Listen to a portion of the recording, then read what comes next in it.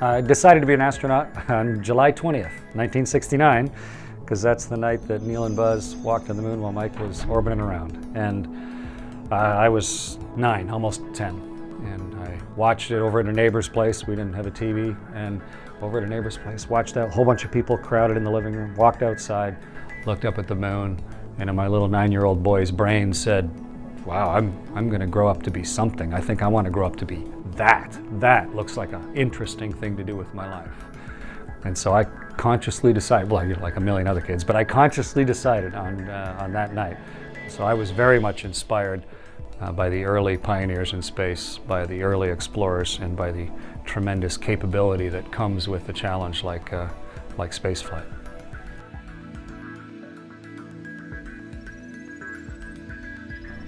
When I decided to be an astronaut, it wasn't hard, it was impossible. I'm Canadian. There was no Canadian astronaut program. We didn't have a space agency at the time. It was completely impossible. But I had a look at what Neil and Buzz and Mike had done. I looked at what Yuri Gagarin and Alexei Leonov had done, and I thought, well, if I start heading my life that direction, we'll see what the future brings.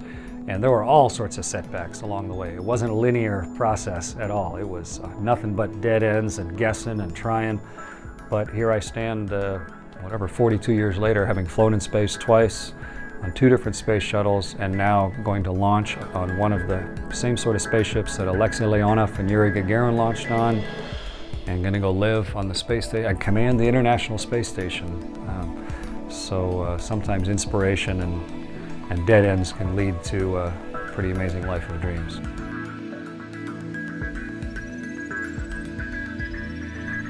Launch takes a little under 9 minutes. The first thing you want to do is look out the window, because you want to see what it looks like. You want to see the black sky and the horizon, and then all of the earth below you. And it's amazing. You launch out of Florida, but by the time you can get to the window, you're over Europe. You know, by the time you can get a camera out, you're looking at Central Europe. And I'd calculated and realized that 90 minutes after launch, with the world turning underneath me, 90 minutes, just an hour and a half, we'd come over the town I was born in Canada, and we were going to drive right down the highway, basically, that led from town I was born in to where my parents lived, to where I grew up, and where I learned to fly. And so I had that time. My watch went off about 80 minutes after launch, and had the camera ready. And so my really first good look at Earth was 1 orbit later, as I had my camera ready, because things go by at 5 miles a second, and watching the town where I was born and my family's cottage and all that history that was really important for me just rolling inexorably underneath me, and the speed of it and the quickness with which we'd come around the planet.